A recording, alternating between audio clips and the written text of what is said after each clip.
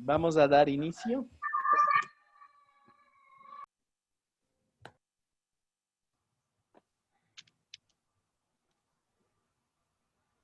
Bueno, tenemos muy buenas tardes con todos. Tenemos el gusto de presentar al doctor Petronio Álvarez Samaniego, quien nos va a dictar la conferencia del micro al macrocosmos. Bienvenido, Petronio. Muchísimas gracias por aceptar la invitación. ¿Sí? Es un placer escucharte. ¿Sí? Comienzas. Gracias.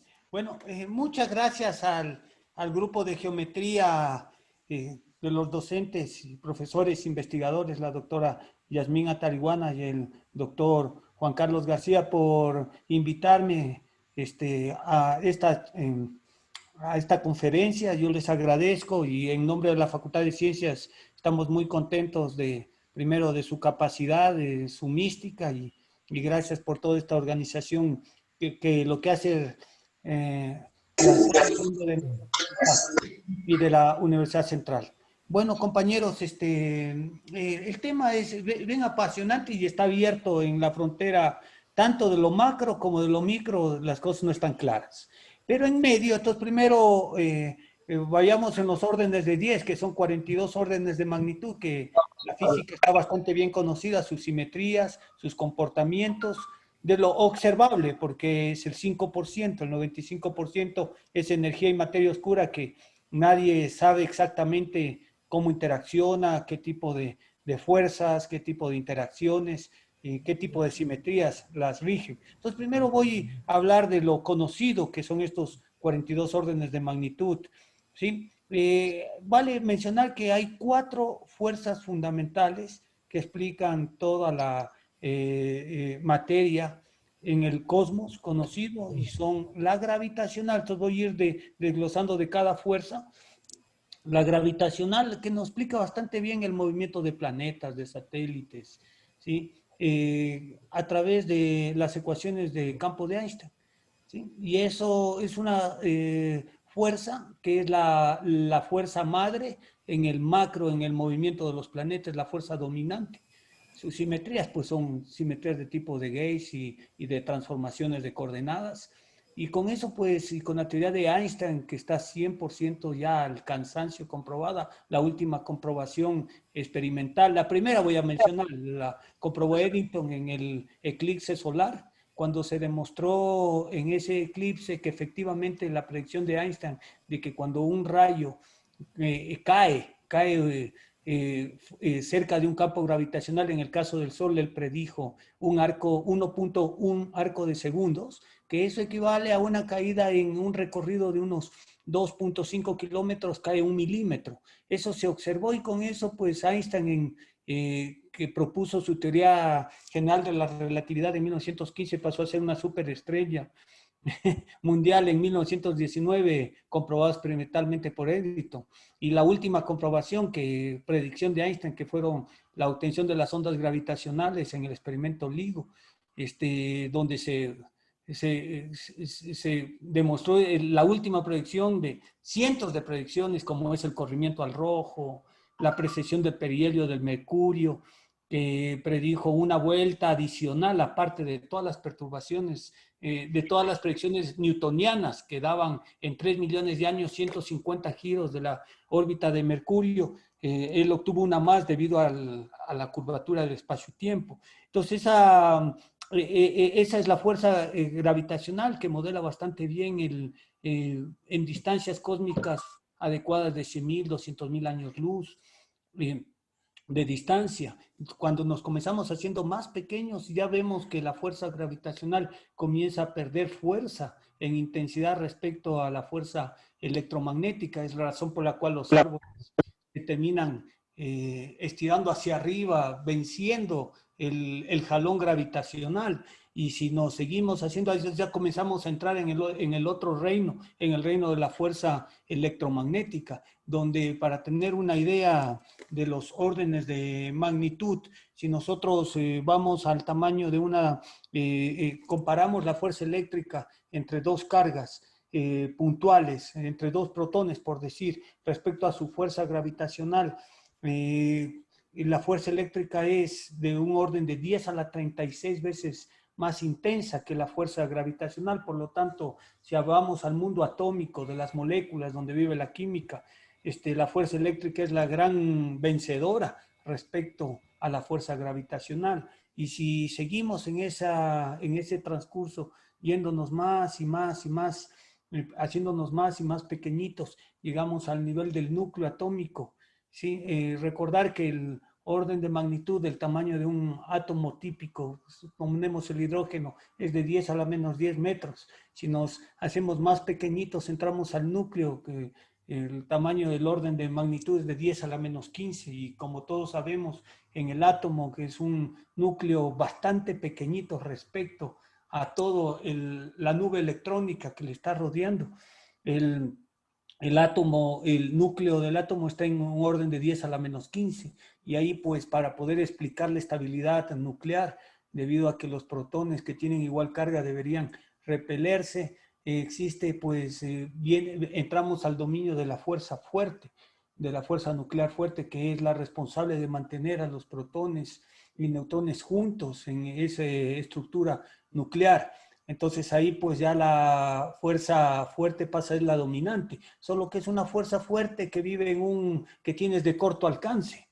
Es más, en baja energía se modela los mediadores del campo, que son los mesones, que son bastante masivos, bueno, no tan masivos, no para la escala, tienen su masa, y que de acuerdo a Yukawa, pues hace que el alcance de la fuerza nuclear fuerte sea de corto alcance. Entonces una fuerza muy fuerte, pero que vive en un reino muy, muy pequeñito. Y si así seguimos yendo a un orden de 10 a la menos 18, pues entramos a la fuerza débil. La fuerza débil, la responsable de que casi toda el 99% de la materia del cosmos esté constituida por protones, neutrones y electrones, ya que cualquier partícula exótica o más pesada decae débilmente a esas versiones más elementales. Y si vamos al nivel más fundamental de los quarks, a los quark up y down, que es de la primera familia de los quarks. Entonces, esta fuerza débil es la responsable de que exista vida también, aparte de las demás. Lógicamente, todas son igual de importantes, que es la energía que estamos recibiendo del Sol, de las estrellas, es debido a este tipo de interacciones débiles. Es más, en el Sol es un horno termonuclear, donde hay un proceso de fusión, donde el hidrógeno se va quemando, va produciendo helio, y el helio se va quemando y se va produciendo carbón, oxígeno, hasta llegar a la última rango de la cadena, que es el hierro, donde ya para poder fusionarlo se necesitaría invertir energía para lograr eso. Entonces el Sol es un gran horno donde se producen reacciones termonucleares de fusión nuclear, y eso es básicamente, está proveniendo de la fuerza débil, la que logra ese gran milagro. Entonces hay una gran teoría. Primerito, estoy ahorita hablando de las fuerzas, luego trataré de hablar un poquito sobre el determinismo y el indeterminismo, que es algo que está en discusión, que hasta ahora no se tiene claro cuál es el que va a vencer. Pero pues el modelo encargado de estudiar la fuerza electromagnética, la fuerza débil y la fuerza fuerte, se llama el modelo estándar. Ahora, yo personalmente, como físico teórico que soy, no soy un partidario de estar poniendo puro parche en las teorías, porque se vuelven muy fenomenológicas y carentes de base científica.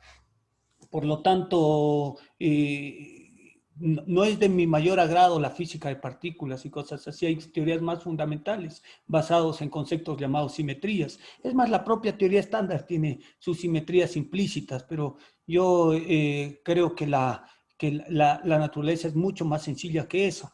Por dar un ejemplo, el modelo de estándar, si olvidamos los colores de los quarks y ponemos a todos los quarks como independientes de sus colores, que tengan de la interacción de la cromodinámica cuántica, podríamos hablar de que el modelo estándar básicamente está constituido de 6 quarks agrupados en 3 familias, tiene 6 leptones, ¿sí? Tiene las partículas mediadoras, que son el fotón, las partículas mediadoras de la fuerza débil, W más W menos Z0, ¿sí? Tiene los gluones, si ponemos los 8 gluones de la simetría de SU3 en uno solo, y sobre eso la partícula que hace posible que no se rompa la simetría de Gauge, que es la partícula de Higgs, ya que si se daba masa a esas partículas mediadoras, como son los bosones supermasivos, W más, W menos y Z0, se terminaba rompiendo la simetría de Gauge.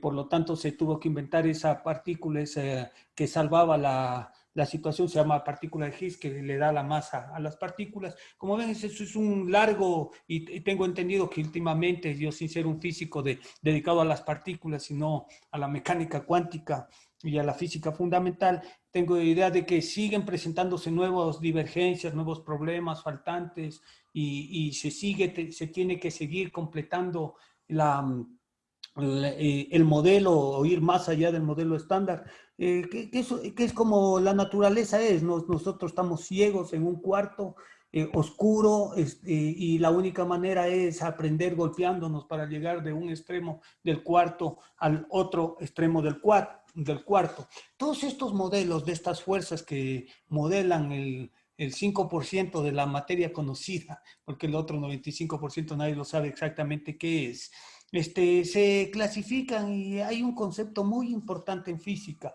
que se llama el concepto de simetría, que es el que a mí me ha apasionado toda la vida.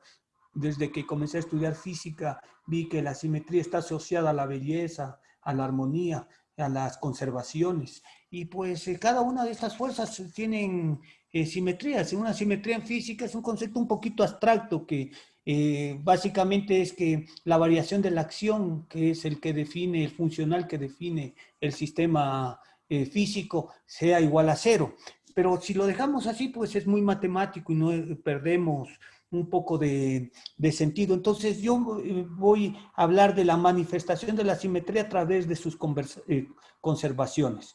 Hay teoremas que, sin entrar en mayores detalles, porque no es el momento, es que hay el teorema de Noether, una matemática que dice que con cada simetría continua, ¿sí?, hay una cantidad que se conserva. Entonces, hay cosas que nosotros podemos observar en la naturaleza que se están conservando y producto de estas invarianzas. Entonces, las simetrías forman una estructura que se llama grupo.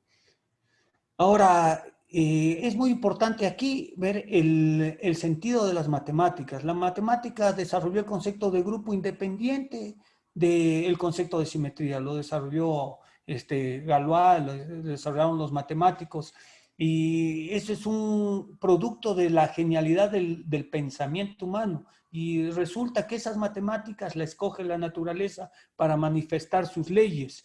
Es lo que a mí siempre me ha asombrado, ¿no? Ver cómo los matemáticos tienen esa capacidad para intuir cómo es el cosmos y escribirlo. Por eso aquí hago un paréntesis y menciono una de las frases de uno de mis ídolos, que es Richard Feynman, que fue premio Nobel de Física por la renormalización y el trabajo en QED, Quantum Electrodynamics, que dice: el gran arquitecto parece ser un matemático. Aquellos que no saben matemáticas les resulta realmente difícil sentir la profunda belleza de la naturaleza, porque a lo largo del tiempo me he dado cuenta que para ver la belleza de algo hay que conocer, hay que estudiar, hay que tener una base, ¿sí? Por si no, uno no valora lo que está viendo, y el cosmos está lleno de belleza y lleno de simetrías. Entonces, por mencionar algunas simetrías importantes que se presentan desde la física, la química, la geometría mismo, y que es lo que se está haciendo ahora. Por ejemplo, hay un principio en física, se llama la homogeneidad del espacio.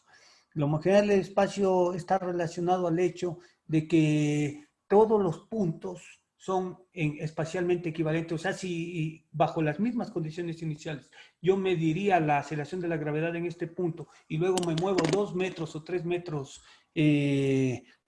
más a la derecha, a la izquierda, debería seguir midiendo el mismo valor de la aceleración de la gravedad. Claro que pues aquí, cuando yo me muevo más a la derecha, en este cuarto, yo voy a tener una perturbación debido a la influencia gravitacional. No es una simetría perfecta, pero es bastante bien aproximada. Nosotros en esto sí quisiera ser claro que en física, que es la ciencia de las aproximaciones y la ciencia de, cuando yo hablo es una teoría efectiva que funciona en un cierto rango. Pasado ese rango, esos intervalos, esa física, esa construcción, esa simetría tal vez ya dejan de funcionar. Entonces, la homogeneidad del espacio está relacionado a ese hecho, que si yo mido la gravedad en esta posición y la mido en otra posición, no tiene por qué cambiar, ¿sí? Eso se llama, y relacionado a esa homogeneidad espacial está relacionado la conservación del momento lineal. Hay otras simetrías, se llaman simetrías de espacio y tiempo, que son la homogeneidad del tiempo. La homogeneidad del tiempo dice que si yo mido la aceleración de la gravedad, he tomado la gravedad por dar un ejemplo, lo mido hoy día y la vuelvo a medir mañana, no debe haber una razón para que cambie. Significa que los tiempos son equivalentes. Hoy y mañana para la medición de la gravedad es independiente el momento que lo haga. Y relacionado a esto está un principio que los físicos y los químicos y toda la gente que estudiamos ciencia sabemos que es la conservación de la energía. La energía no se crea ni se destruye, se conserva y está relacionada íntimamente a la homogeneidad del tiempo. Luego hay una simetría que me encanta que se llama la isotropía del espacio.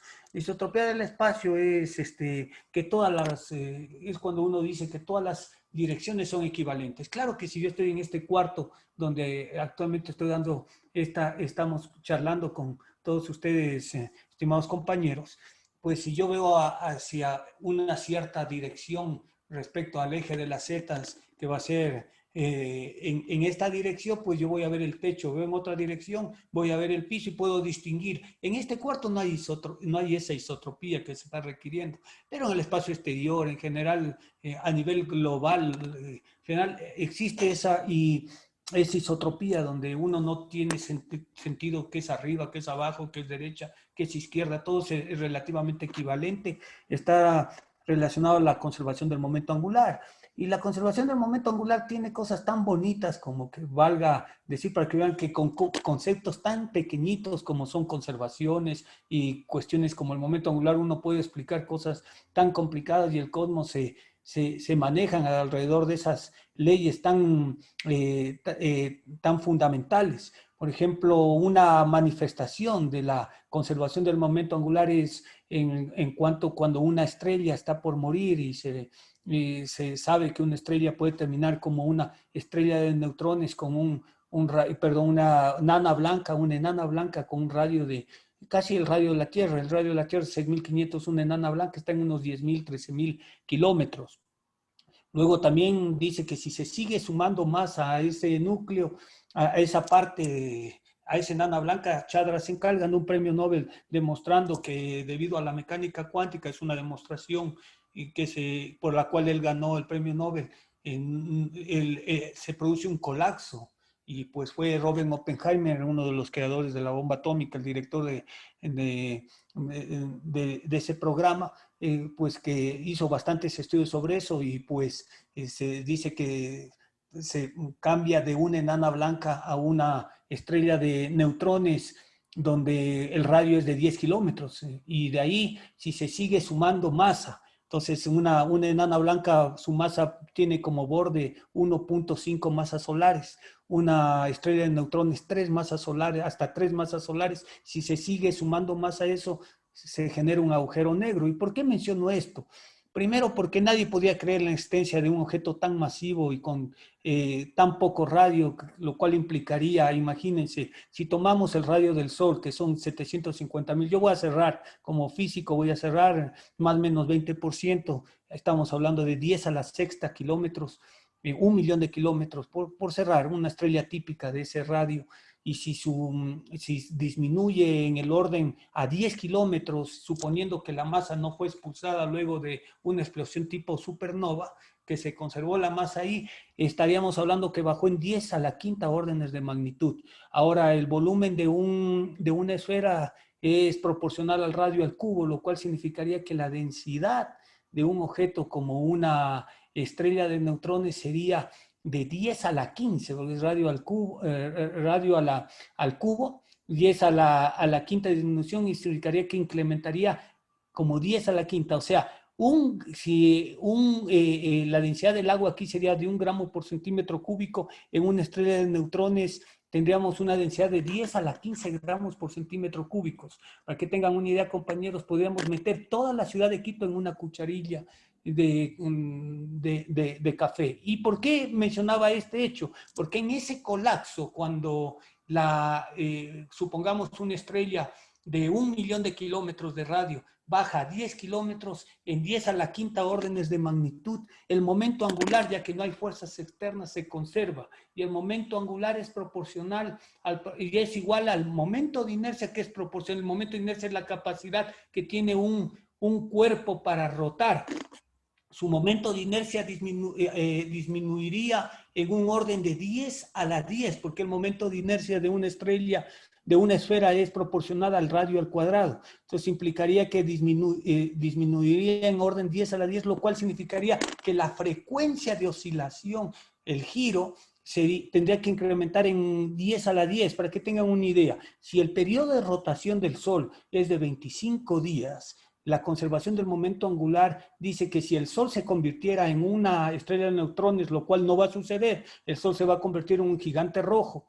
Pero suponiendo que nosotros convirtiéramos al Sol en una estrella de neutrones, terminaría girando en un periodo de 10 a la menos 3 segundos, y eso es debido a la conservación del momento angular. Miren las simetrías al servicio del cosmos, de la astrofísica y todo eso. Es realmente especular, leyes tan espectacular, leyes tan sencillas y básicas, como nos permite entender los pulsares, las estrellas de neutrones, que valga mencionar, fueron descubiertos en los años 60 por una estudiante graduada que se llamaba Jocelyn Bell, que estaba trabajando en Cambridge, ¿sí?, allá en Inglaterra, con Anthony Lewis, que había diseñado un radiotelescopio, y ella se dio cuenta de que recibía señales con un intervalo de 1.2 segundos de distancia.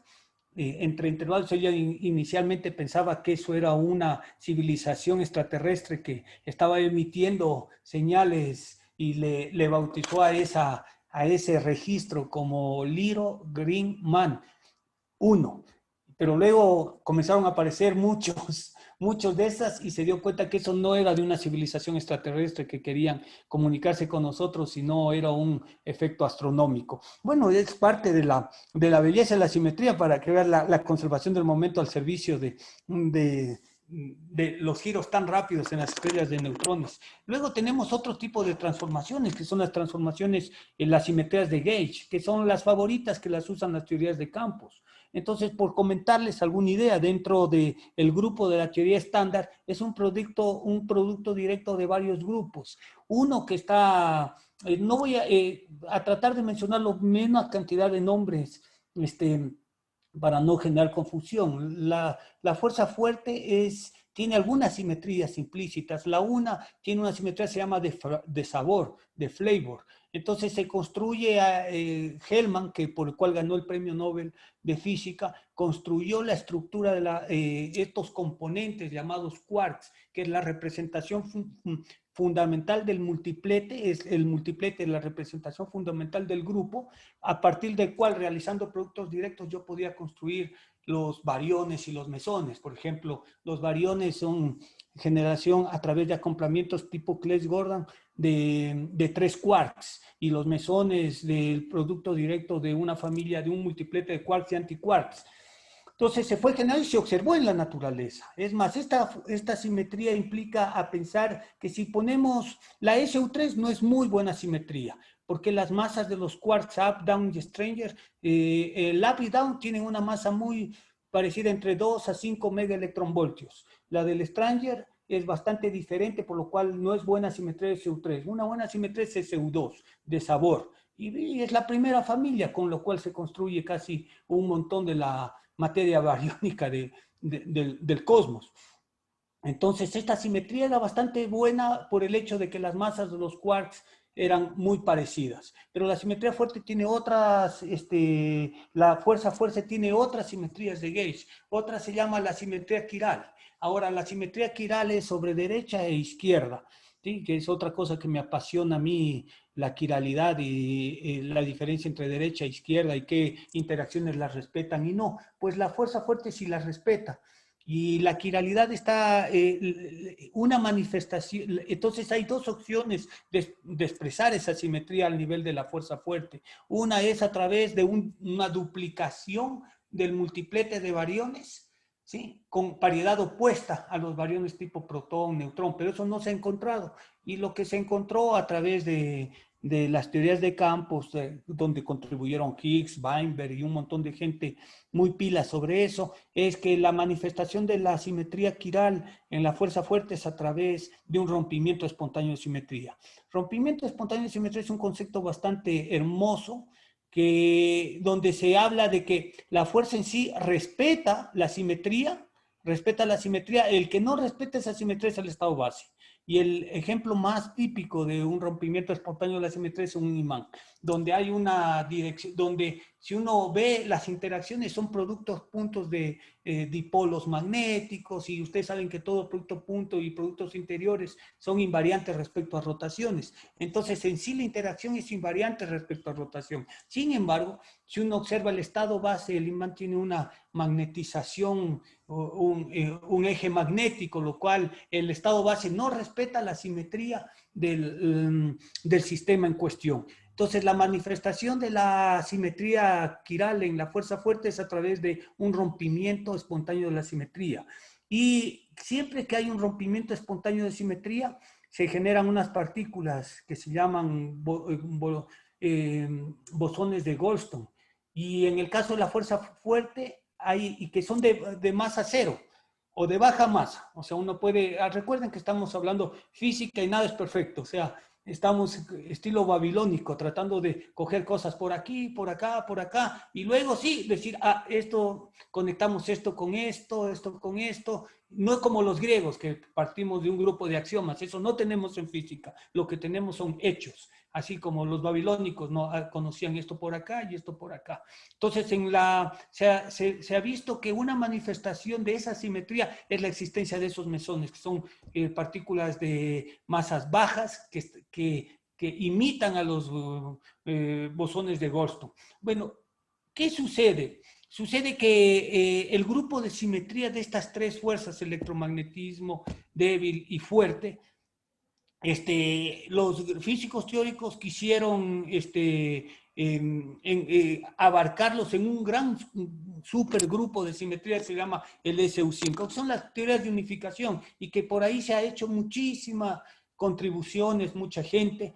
Yo especialmente en cuestión de física de partículas no es de mi agrado, porque es tan diverso y es a cada momento tan fenomenológico que ya se pierde rastro. Prefiero algo más fundamental, pero les cuento dentro de la historia de esto. Este grupo que abarca este producto directo del grupo de color, el grupo del isospin débil y el grupo U1 del electromagnetismo, este es un grupo de unificación que se llama el SU5. Y ahí hay unos multipletes que nos permite transformar, decaer a la materia bariónica, y es más, se habla del decaimiento del protón con un tiempo de vida de 10 a la 30 años, predice, y unas partículas mediadoras de orden de 10 a la 15 gigaelectronvoltios. Ahora, en física uno tiene que comprobar, la teoría que uno pone tiene que ser comprobada experimentalmente. Entonces han hecho experimentos para ver si se ha logrado decaimientos de protones, y no se ha encontrado hasta el momento ningún tipo de decaimiento de protones. Esto en cuanto un poquito a las simetrías que se llaman las simetrías de Gauge, que son las simetrías con las cuales se simula las fuerzas fundamentales. Déjenme comentarles que como cosa especial la gravitación, la gravedad no se estudia con el modelo estándar. Pues ahora hay teorías como cuerdas y todo eso, donde se trata de unificar en una gran simetría, en una gran estructura, tanto a la gravedad como a a las otras fuerzas fundamentales, pero en la teoría, en el modelo estándar, no, solo se abarca la electromagnética, la débil y la fuerte. Hay otro tipo de simetrías en baja energía, que es la que últimamente me han apasionado bastante, que son especialmente en el campo de la química, química cuántica, en la parte molecular. Y ahí pues, ya que estamos haciendo este repaso de las simetrías, este repaso rápido, porque cada simetría es una vida de dedicación. Entonces, no se puede decir que alguien sea un especialista en todo, es imposible. Es prácticamente imposible hacer eso. Hay una simetría de baja energía, como son los grupos puntuales, que permiten bastante bien entender las moléculas. Estos grupos puntuales son grupos que dejan al menos un punto invariante. Y hay teoremas fundamentales como Klein, que demostró que en 3 dimensiones, por poner un ejemplo, en el espacio euclídeo tridimensional, solo hay algunas formas de manifestarse las rotaciones propias, son de forma cíclica, que son las simetrías de las pirámides de base regular, las diedras, que son de los prismas de base regular, y las de los cuerpos platónicos, que es una cosa que también a mí me ha apasionado tremendamente. Los cuerpos platónicos son 5, están relacionados al tetraedro, el cubo, el octaedro, el dodecaedro y el icosaedro. Los griegos tendían a asociar cada una de estas formas a un elemento de la naturaleza. Entonces, por ejemplo, al tetraedro le asociaban el fuego, al octaedro el aire, al cubo por lo firme la tierra, al icosaedro el agua y al dodecaedro era el éter.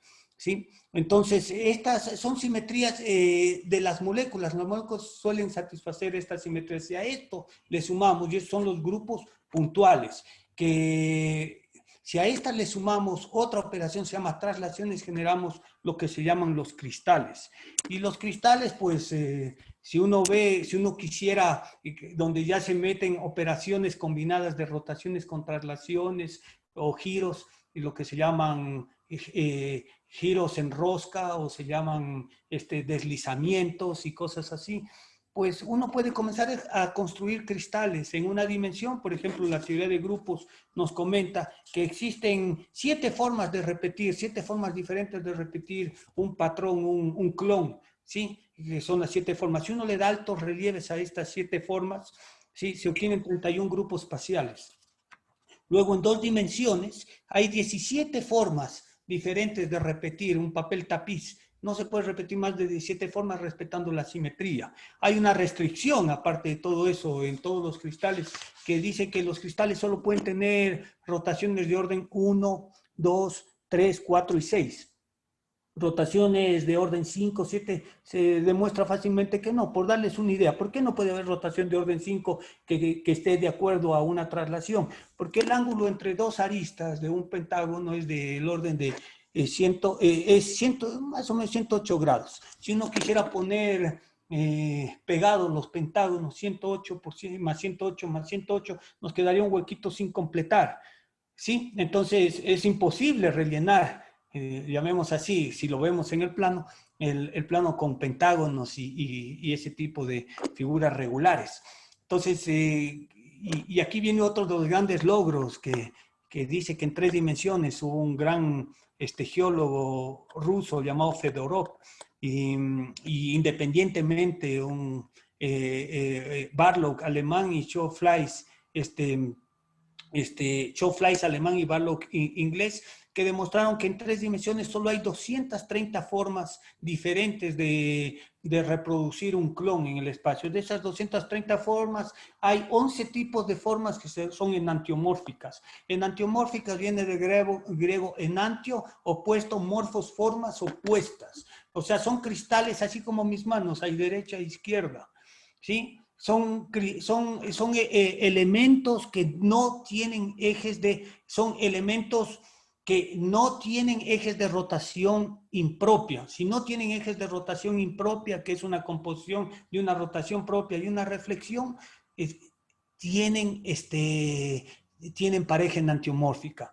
Esto en cuanto a la simetría, para que vean lo extenso que es, y cada uno de los cristales tridimensional, sale todo un área que es la geología, de los grupos puntuales, la química cuántica para predecir los niveles, las degeneraciones de los posibles niveles de energía respetando la simetría del sistema, las teorías de Gauss para explicar las fuerzas fundamentales al nivel de electromagnetismo, débil, fuerte, y si uno quiere enriquecer gravedad es con un tipo de transformaciones de Gauss a nivel de difeomorfismos y cosas así, que usan mucho los compañeros matemáticos.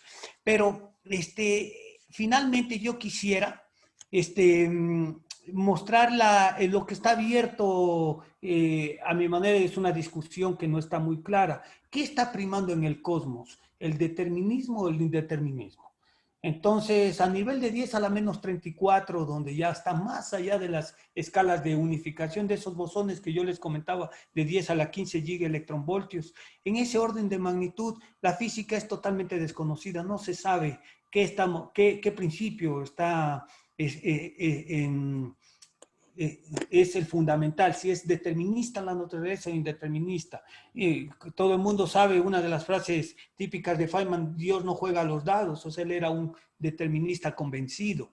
Sucede que al nivel de 10 a la menos 34 el tejido del espacio y tiempo es tan turbulento que uno es como tratar de modelar la superficie del océano, su forma, que está cambiando tan irregularmente, donde el pasado, el futuro, el tiempo, la flecha del tiempo está cambiando derecha e izquierda, no tiene sentido. Es tremendamente a nivel, yo digo, del caos, que yo sinceramente el caos no lo comprendo, y creo que no comprende nadie en el mundo.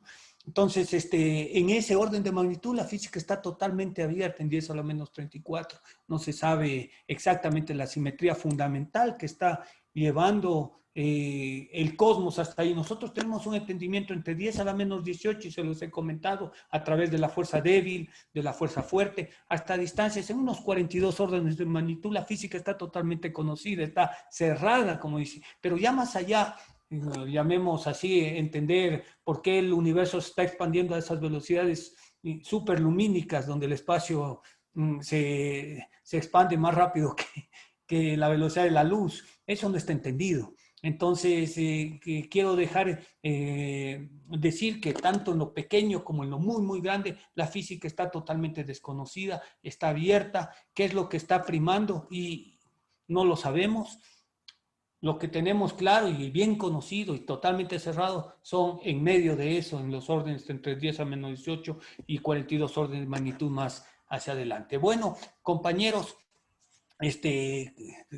quisiera cerrar, ya que tengo 45 minutos, diciendo una de las frases célebres que siempre me han gustado. Dice que esta frase la dice Dirac. Dice: parece que uno de los rasgos fundamentales de la naturaleza es que las leyes físicas fundamentales se describen en términos de una teoría matemática de gran belleza y poder. Para comprenderla se necesita una norma muy elevada de matemáticas. Uno quizás pudiera describir la situación diciendo que Dios es un matemático de orden muy elevado y que él usó matemática muy avanzada al construir el universo. Por eso, en nuestra Facultad de Ciencias, la importancia y cómo hemos comenzado es con la carrera de matemáticas, a la cual la queremos endurecer, fortalecer, porque sin matemáticas es imposible hacer física. Hacer física teórica es imposible. Es la única manera, a mi manera de ver, de llegar a entender la naturaleza a través de las matemáticas. Es más, ahora la línea entre matemáticas y física, en el nivel de la física teórica, ni siquiera está claro hasta dónde, dónde comienza la física y dónde terminan las matemáticas, o dónde comienzan las matemáticas y dónde termina la física. Bueno, muchas gracias y estoy abierto pues a cualquier inquietud. Gracias, compañeros. Bueno, primero les pido a todos que abran sus micrófonos para un aplauso a Petronio.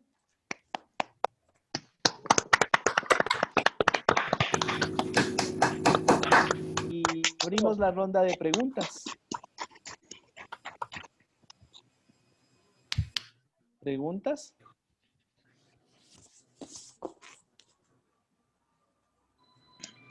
Yo quisiera hacer una pregunta.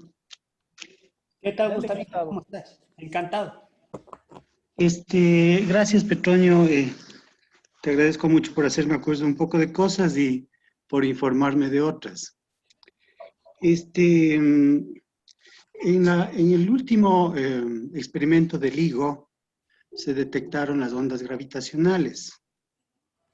Resulta que el espectro que sale es un espectro que es, digamos, más complejo de las soluciones de Einstein de campos, ¿no? De la teoría de campos. Obviamente parece que si uno toma, digamos, ese espectro como un resultado general, parece que en las ecuaciones de Einstein faltarían términos. ¿Qué opinión tienes al respecto? Por supuesto, claro, es que debe ser así, Gustavito, totalmente, porque acuérdate, la física es efectiva. Así como la teoría de Newton funciona hasta un cierto, hasta una cierta precisión. Más allá la corrige Einstein, por supuesto. Es más, la gente está buscando una teoría que corrija a Einstein. Totalmente de acuerdo. Debe presentarse eso, por supuesto, sí. Ese debe ser en el siguiente orden de magnitud, donde ya Einstein no llegue. Estoy totalmente de acuerdo, eso debe darse, sí. Ok, gracias.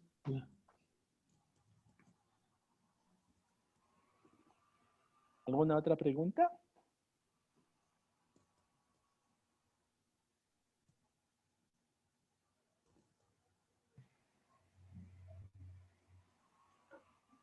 Una cosa para aclarar, si me permiten, soy Oscar. Claro, Oscar, sigue. Un poco algo interesante lo que va a decir Gustavo. A propósito, saludos por ahí. Porque, Gracias. sí, la teoría de cuerdas predice, ¿no? Predice la existencia de gravedades de órdenes superiores. O sea, debe existir un complemento, digamos así, una especie de términos extra lagrangiano de la relatividad general, que es el término del escalar de curvatura, ¿no? La acción de Einstein-Hilbert. Entonces hay un montón de trabajos. De hecho, yo tengo un paper por ahí con F de Lovelock, o hay gente que le agrega más términos. El problema es que siempre que se agrega estos nuevos términos, las ecuaciones de movimiento que salen, la mayoría no son ecuaciones de segundo grado, de segundo orden, que uno esperaría. Entonces lo que hace la gente es buscar este tipo de completitud, agregándole nuevos términos a lagrangiano, órdenes de curvatura superior, R cuadrado, R cubo, Riemann cuadrado, Ricci cuadrado y así. Y tratar de encontrar teorías que de alguna manera nos den las ecuaciones de segundo orden. Pero claro, se las busca es porque se sabe que tienen que existir. La teoría de cuerdas las predice. Entonces, eso se está buscando, es todo un campo, ¿no? Hay gravedades de órdenes superiores, pero artículos y artículos y artículos. Y dentro de estas también las soluciones que estas teorías tienen, ¿no? Hay agujeros negros, agujeros de gusano dentro de estas teorías. Eso quería un poco clarificar. Y quizás aprovechando en efecto lo que mencionas, Oscar, lo que nosotros conocemos como geometría no euclídea, al menos lo que yo tengo entendido, llega hasta el segundo orden, en efecto, o segundo grado en el caso de el polinomio. Pero geometrías de mayor grado no se tratan mucho. Y a eso me parece un poco extraño. Bueno, seguramente porque son más fáciles, ¿no? Sí, son más fáciles, pero hay teorías, por ejemplo, que consideran la torsión. Generalmente la torsión no se considera en relatividad general, incluso en gravedades de órdenes superiores, pero hay teorías que consideran, ¿no? Y encuentran fenómenos bastante interesantes, pero hay todo un mundo, o sea, gente dedicada única y exclusivamente a construir ese tipo de teorías de orden superior, se llama. Y algunas logran buenas cosas, ¿no? Y lo que hace, por ejemplo, hay R cuadrado, por poner un ejemplo, Lovelock, F de Lovelock, y luego Steinian Cubic Gravity, y así. Y algunas de esas teorías se vuelven interesantes, especial. Hay FDR, por ejemplo, que se utiliza mucho en cosmología. Pero como les digo, o sea, cada una de estas tiene sus propiedades y cuando se descubre una nueva, pues la gente saca cientos de papers y la explotan al máximo hasta que encuentran un problema y van luego con otra. Técnicamente deberían agregar infinitos términos, ¿no? Entonces, y hay varios approach para esto. ¿Sí? Uno es agregarle nuevos términos y ponerse a buscar, pero hay otras formas también de hacer eso. O sea, la teoría de cuerdas justamente nace por querer cuantizar la gravedad, pero hay formas y formas, ¿no? de querer cuantizar la gravedad. O por ejemplo, el approach de lo que nos hablaba Petronio, acerca de estudiar, ¿no es cierto?, los sólidos con simetrías y todo eso a una escala, por ejemplo. Que eso, claro, ya es cuando ya casi llegamos a la química, ¿no es cierto? Pero cuando nosotros queremos en física teórica estudiar la teoría en sí, la teoría completa, ¿no?, en todos los órdenes de energías, casi siempre se estudia los flujos de renormalización, por ejemplo. Entonces, en el caso de teoría de cuerdas hay un flujo de renormalización, y aparece el flujo de Ricci, y aparece todo esto que ya se utiliza en análisis geométrico, por ejemplo. Sí, yo tengo algún artículo ahí en donde se utiliza el flujo de Ricci. Acaba de salir hace un año un artículo en donde utiliza las entropías de Perelman, por ejemplo, en la demostración de la conjetura de Poincaré. Las utilizan para demostrar que hay una entropía de vacíos dentro de la teoría de cuerdas. Entonces, como ustedes ven ahí es donde, como decía Petronio, ya se unen las matemáticas y la física. Hay que saber matemáticas de altísimo nivel, física de altísimo nivel. Pero bueno, es interesante. Ese es uno de mis campos, por ejemplo, esto de flujos de renormalización. Yo trabajo en eso, en teorías geométricas. Pero hay gente que de todo, ¿no? Y trabajando en todo tipo de cosas. Muy bien.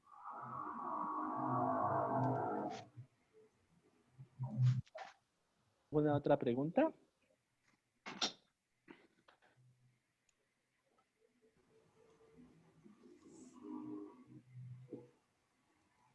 Yo Bueno, tengo una pregunta. sí, ¿Sí? siga nomás. Bueno, mi pregunta es, por ejemplo, cuando hay una nueva teoría, ¿no?, que dice que los agujeros negros tienden a desaparecer, pero supuestamente el agujero negro traga todo lo que se le cruza, ¿no es cierto?, por la fuerza de gravedad que tiene. Al momento de destruirse este agujero negro, ¿qué pasa con toda la información que tiene dentro? Eso fue una disputa que tengo entendido, se hizo Juan Martín Maldacena con el Hawking y creo que se conserva la información. ¿Eh? Sí, se conserva esa información. En el espacio. Sí, o sea, la información no se destruye. Tienes que definir exactamente lo que es información y todo. Así como hay conceptos de entropía, que hay muchísimos conceptos, en ese sentido tienes que definir, pero eso se conserva. Gracias. Y Es no sé, un concepto hot, ¿no? Si me permite, disculpa.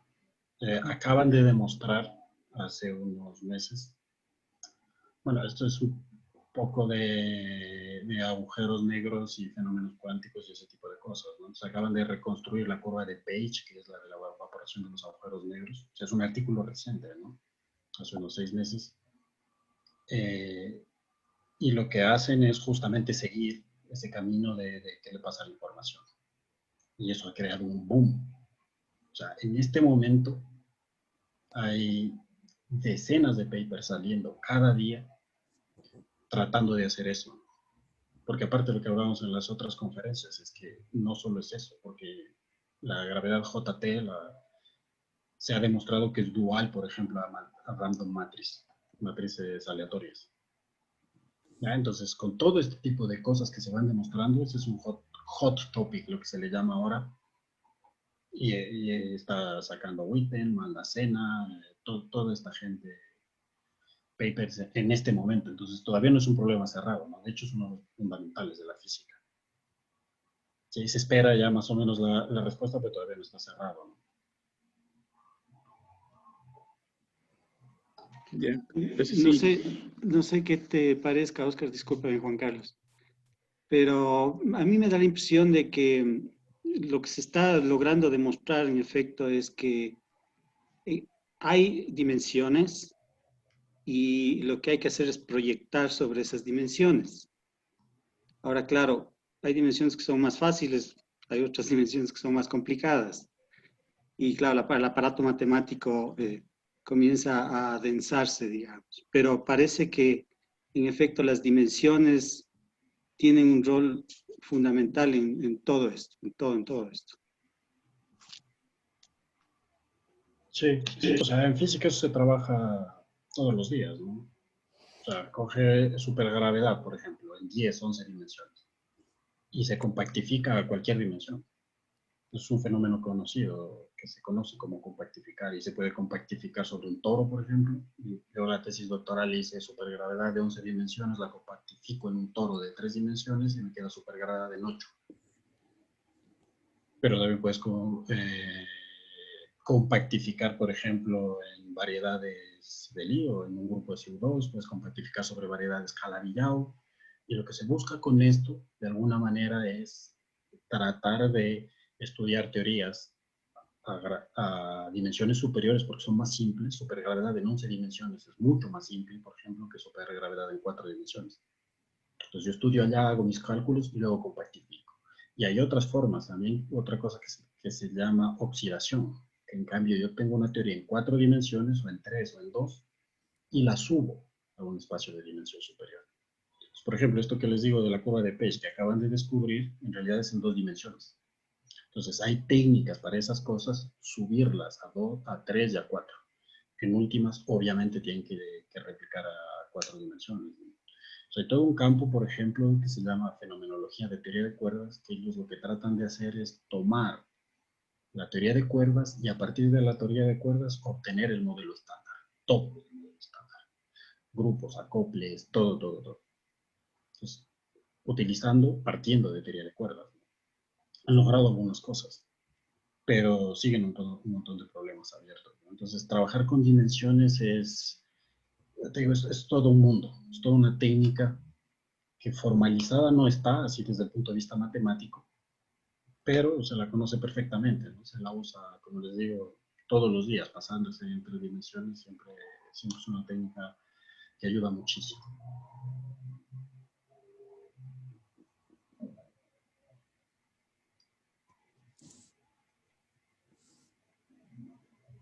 Perfecto. Gracias, Oscar. Gracias, Gustavo, por sus intervenciones. ¿Alguna otra pregunta más?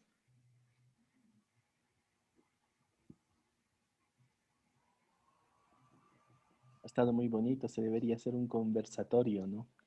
Aquí Gracias. para tenerles a los físicos explayándose y contándonos todas estas cuestiones. Ujú. Bueno, el grupo de geometría quiere agradecer a Petronio por su conferencia. Les pido, por favor, abramos nuevamente los micrófonos para aplaudir a Petronio. ¿Sí? Y para cerrar las conferencias del mes de enero, les invitamos al día lunes 25 a las 14 horas. Vamos a tener la conferencia Trenzas de Artín por el doctor Matthew Calves, PhD del Instituto de la Universidad de Rennes, Francia. Por eso esta conferencia se hace a las 2 de la tarde por la diferencia horaria que existe entre nuestro país y Francia. Les esperamos, ¿sí? Muchísimas gracias a todos y gracias, Petronio. Gracias a todos por su presencia. Les esperamos el día lunes a las 2 de la tarde. Gracias, muchas gracias con todo. Gracias. Hasta luego. Gracias.